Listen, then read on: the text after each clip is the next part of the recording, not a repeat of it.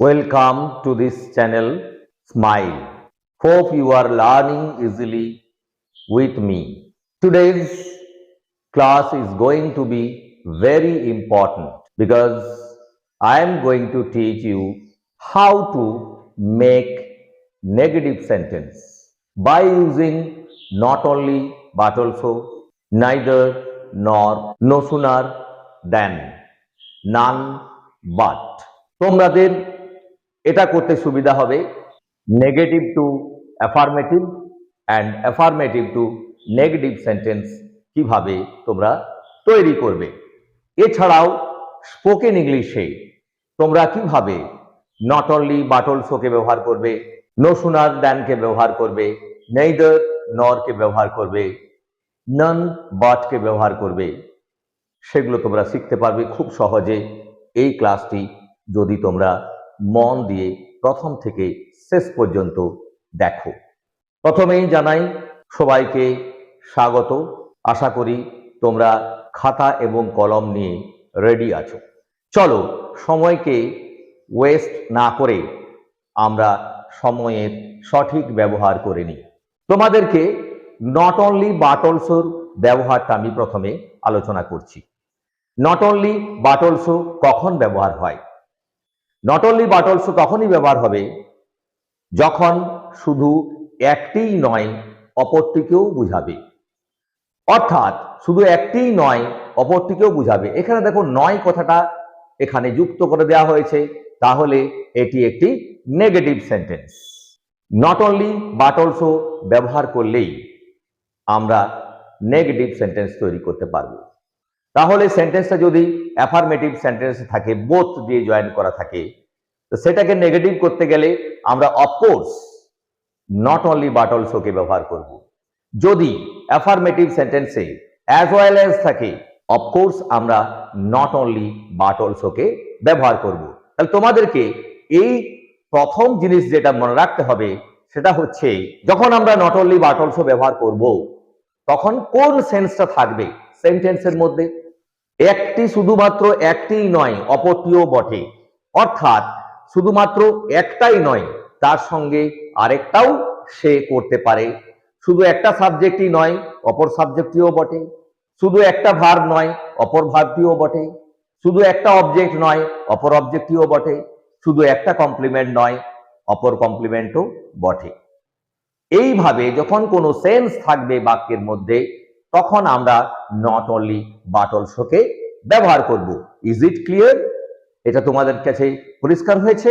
Yeah, I think it is easy to you. I think you can understand it. চলো তাহলে দেখে নিই। Not only but also, শুধু একটিই নয় অপরটিও বটে, এরকম কোনো অর্থ প্রকাশ করলেই আমরা নট অনলি বাট অলসোকে ব্যবহার করব। দেখো আমি স্ট্রাকচার লিখে দিয়েছি। প্রত্যেকটা তোমাদের ক্লাস খুব ইজি হয় এই কারণেই যে আমি প্রত্যেকটার একটা ফর্মুলা তৈরি করে দিই। সেরকম তোমাদের একটি স্ট্রাকচার, একটা ফর্মুলা তৈরি করে দিয়েছি। কিভাবে করবে না, দুটি সাবজেক্ট যদি আলাদা হয়, দুটো সাবজেক্ট যদি আলাদা হয়, বাকি বাক্যের অংশটা এক, ধরো ভার্ব, অবজেক্ট, কমপ্লিমেন্ট, এই দুটো বাক্যের মধ্যে একই, কিন্তু দেখা যাচ্ছে দুটো বাক্যের সাবজেক্ট আলাদা এবং দুজনেই একই কাজ করছে, তাদের একই কর্ম, তাদের একই কমপ্লিমেন্ট। তখন কিভাবে স্ট্রাকচারটা হবে দেখো। যেহেতু দুটো সাবজেক্ট বাক্যের মধ্যে আলাদা, তাহলে কি করবে, তখন বলবে নট অনলি প্লাস প্রথম subject plus but also plus দ্বিতীয় সাবজেক্ট, তারপরে ভার্ব টেন্স অনুযায়ী প্লাস অবজেক্ট প্লাস ইটিসি। এই স্ট্রাকচারটি তোমরা খেয়াল রাখবে। যখনই দেখবে দুটো সাবজেক্ট আলাদা আছে তখনই নট অনলি প্লাস প্রথম সাবজেক্ট, বাট অলসো প্লাস দ্বিতীয় সাবজেক্ট প্লাস ভার্ব টেন্স অনুযায়ী প্লাস অবজেক্ট প্লাস ইটিসি, বাক্যের বাকি অংশ। টেক এন এক্সাম্পল, একটা উদাহরণ নিয়ে নাও। শুধু রামই নয় তার ভাইও এখানে এসেছিল। এই বাক্যটার মধ্যে স্পেশালিটি কি আছে সেটা একটু লক্ষ্য করো। এখানে দেখো শুধু রামই নয় তার ভাইও এখানে এসেছিল, তাহলে এই যে এখানে আসার কাজটা দুটো সাবজেক্টই করছে। এখানে দুটো সাবজেক্টকে, রাম আর তার ভাই, এটা হচ্ছে বাক্যের দুটি সাবজেক্ট, দেখো আলাদা, কাজটা কিন্তু একই, এখানে এসেছিল। তাহলে তোমরা বুঝে নিলে এটা হচ্ছে প্রথম সাবজেক্ট, এটা হচ্ছে সেকেন্ড সাবজেক্ট। তাহলে তোমরা এই স্ট্রাকচার অনুযায়ী ফেলে দাও, এই ফর্মুলাতে নিয়ে চলে এসো, তাহলেই হয়ে যাবে। তাহলে প্রথম নট অনলি বসবে, তাহলে নট অনলি, এবারে প্রথম সাবজেক্ট কোনটা? রাম। তাহলে নট অনলি রাম, এবারে কি বলেছি? প্লাস বাট অলসো, তাহলে বাট অলসো লাগাও, বাট অলসো। এবারে দ্বিতীয় সাবজেক্ট কে? তার ভাই, তার ভাইয়ের ইংরেজি কি? His brother. তাহলে not only Ram but also his brother. এবারে দেখো কাজটা কি? এখানে এসেছিল, তাহলে এসেছিল এখানে, এসেছিল ইংরেজি কি? এটা পাস্ট ইনডিফিনিট টেন্স, তাহলে ভার্বের পাস্ট ফর্ম কেম। এবার এখানে ইংরেজি হেয়ার, তাহলে কেম হেয়ার এর জন্য লিখে দিলাম। তাহলে দেখো not only Ram but also his brother came here. বুঝতে পারলে? নেক্সট চলে এসো পরেরটাতে। দুটি ভার্ব যদি আলাদা হয় তাহলে কি করবে? এখানে আমরা কি শিখলাম? দুটো সাবজেক্ট আলাদা, তাদের ভার্ব এবং অবজেক্ট বা বাক্যের বাকি অংশটা একই ছিল। এখানে সাবজেক্ট এক হবে, ভার্ব দুটো আলাদা হবে, এবং তারপরে অবজেক্ট এবং কমপ্লিমেন্ট আলাদা হতেও পারে, নাও পারে। তখন কি করবে? যদি দুটি ভার্ব আলাদা হয় এবং দুটো বাক্যের সাবজেক্ট এক হয়, তখন কি করব?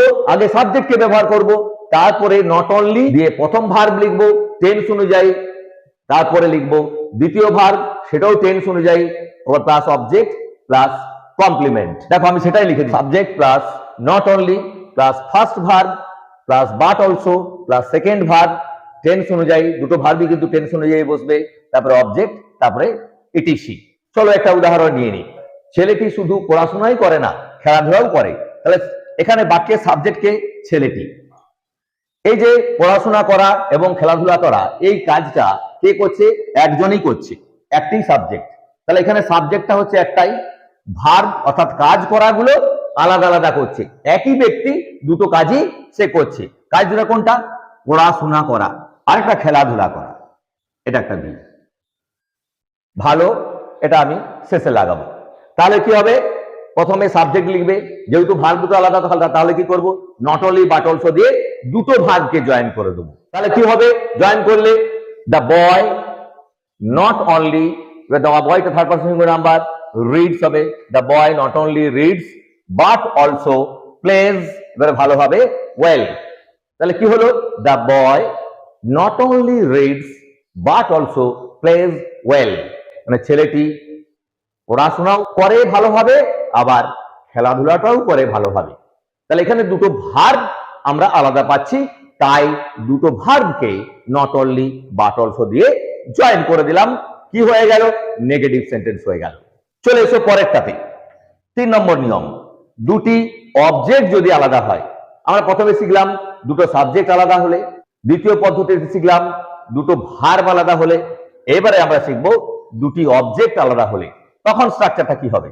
সাবজেক্ট, তারপরে ভার্ব টেন্স অনুযায়ী বসবে, plus not only plus first object, তারপরে বাট অলসো বসবে, তারপরে সেকেন্ড অবজেক্ট প্লাস ইটিসি, বাক্যের বাকি অংশ। তাহলে দুটো অবজেক্টকে আমরা এটুকু মনে রাখলেই হবে, সাবজেক্ট এবং ভার্ব একই, কিন্তু অবজেক্ট দুটো আলাদা। তাহলে আমরা দুটো অবজেক্টকে নট অনলি বাট অলসো দিয়ে যোগ করব।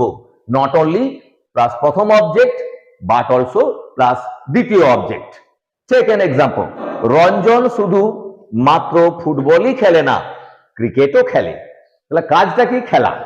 কাজটা কে করছে? রঞ্জন, একজনই করছে। দুটো কাজটা এক, কিন্তু ব্যক্তিটাও এক, আর অবজেক্ট দুটো আলাদা। কি করছে? সেটা আলাদা আলাদা করছে, দুটোই সে করছে। তাহলে কি হবে? সাবজেক্ট হচ্ছে রঞ্জন, রঞ্জনটা হচ্ছে এস, খেলা ভি, ফুটবল হচ্ছে ফার্স্ট ও, আর ক্রিকেট হচ্ছে সেকেন্ড ও।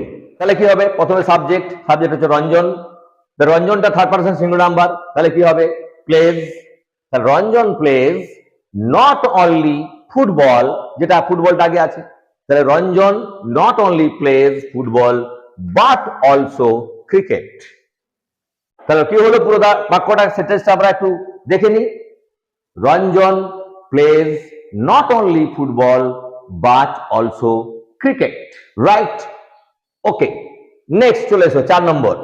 যদি কমপ্লিমেন্ট দুটি আলাদা হয়, তখন দেখবে সাবজেক্ট এক, ভার্ব এক, অবজেক্টও এক, সবগুলো এক, কিন্তু কমপ্লিমেন্ট পার্টটা আলাদা। তখন কি করবে? প্রথমে সাবজেক্ট, তারপরে ভার্ব টেন্স অনুযায়ী বসবে, তারপরে অবজেক্ট, এবারে কমপ্লিমেন্টটাকে জয়েন করব। কমপ্লিমেন্টটাকে জয়েন করতে গেলে আমাদের not only plus first complement plus but also plus second complement. তাহলে আমরা সাবজেক্ট, ভার্ব, অবজেক্ট পর্যন্ত এক রাখছি। নট অনলি বাট অলসোটা কোথায় লাগাচ্ছি?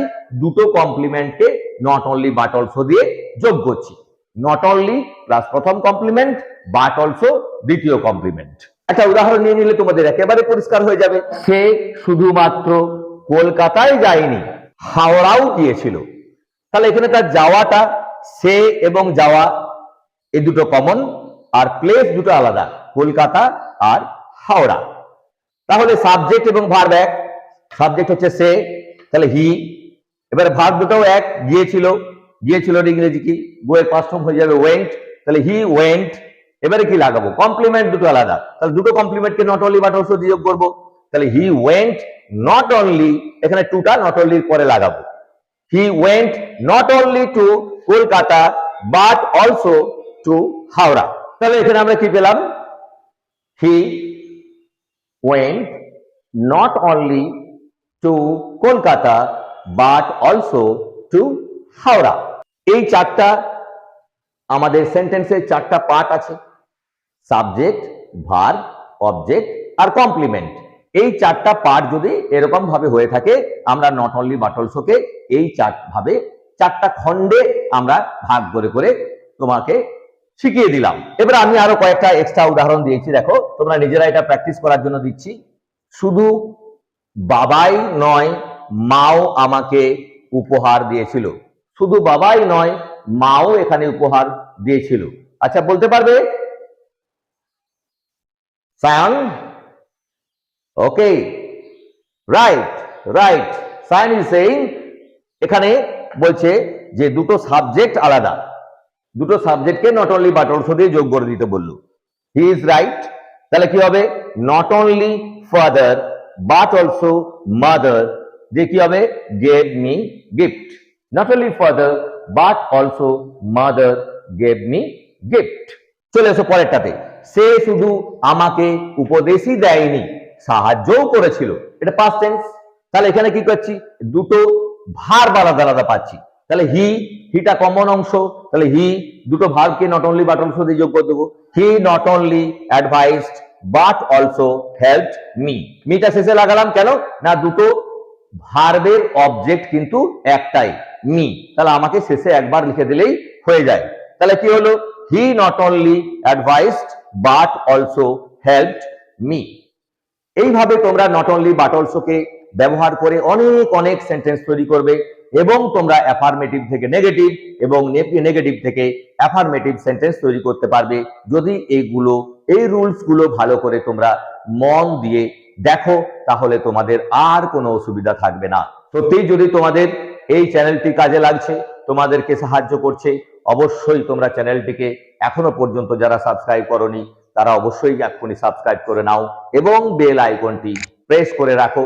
আমি তোমাদেরকে কথা দিচ্ছি, তোমাদের এই চ্যানেলটিকে তোমরা যদি লাইক এবং কমেন্ট করো, অনেক অনেক শেয়ার করো, তাহলে তোমাদের অনেক অনেক ক্লাস আমি এখানে দিতে পারবো।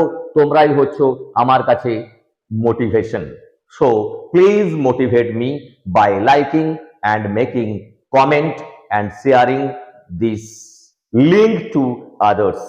I shall be obliged to you if you do so. Okay, thank you very much.